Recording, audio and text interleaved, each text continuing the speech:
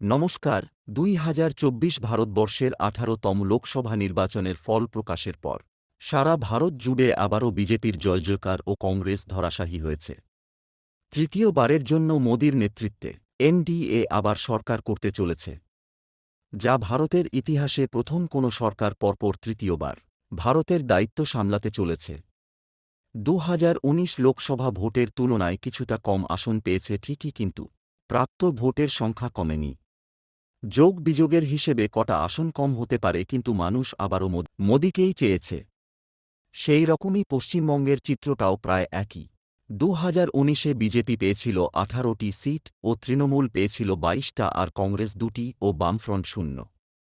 আর ২০২৪-এ এসে বিজেপি পেয়েছে ১২টি, তৃণমূল ২৯টি, কংগ্রেস এবার ১টি ও যথারীতি বামফ্রন্ট এবার ০। এইদিকে মুর্শিদাবাদ তথা বহরমপুরটাকে অধীরের গড় হিসেবে ধরা হয়। সেইখানে অধীর ক্রমশ শক্তি হারিয়েছে এবং এবছর অধীরকে হার অস্বীকার করতে হয়েছে। বহরমপুর লোকসভায় এবছর তৃণমূলের ইউসুফ পাঠান জয়ী হয়েছে ঠিকই, কিন্তু বিজেপি প্রার্থী ডাক্তার নির্মল সাহা প্রচুর ভোট পেয়েছেন। বহরমপুর লোকসভায় বিজেপির প্রাপ্ত ভোট ৩,৭১,৮৮৫, যা ২০১৯ নির্বাচনের থেকে অনেক বেশি। আর তৃণমূল ভোট পেয়েছে ৫,২৪,৫১৬। কংগ্রেস পেয়েছে ৪,৩৯,৯৯৪।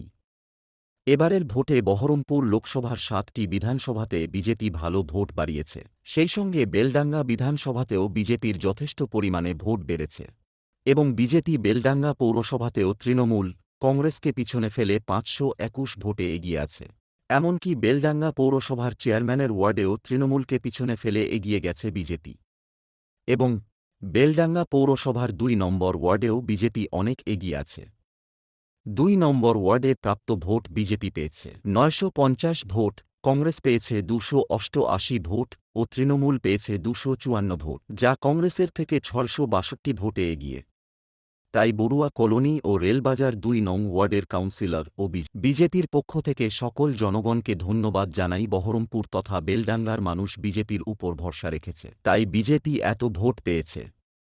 আর হিন্দুরা এক হয়েছে ও বিজেপিকে ২ হাত তুলে আশীর্বাদ করেছে। কিন্তু গোটা পশ্চিমবঙ্গ জুড়ে বিজেপির ফল খারাপ হওয়ার জন্য বিজেপি সামনে এগোলো আলোচনা করে বিজেপি আবার ঘুরে দাঁড়াবে। একটা কথা নিশ্চিত, বিজেপি হারতে পারে, কিন্তু হারিয়ে যায় না। সকলকে ধন্যবাদ।